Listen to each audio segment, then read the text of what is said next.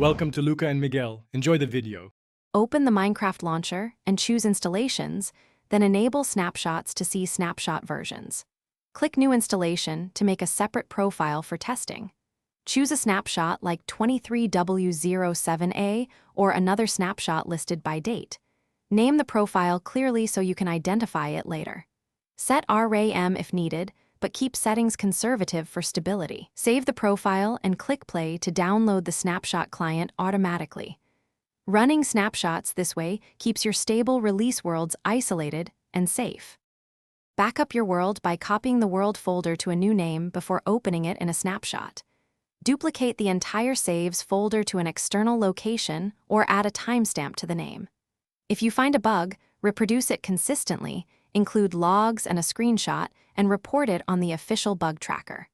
Note the snapshot version, e.g., 23W07A, and steps to reproduce. Keep a stable release profile ready to return to if snapshots corrupt or crash your game.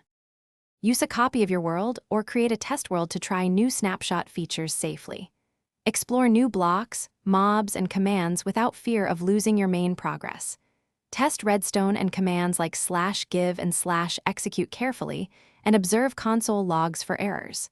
To return to a release, select Release 1, 20, or your chosen release from the launcher profiles. Remove a snapshot profile or disable snapshots in installations when you no longer need experimental builds. Regularly update backups after testing changes you want to keep.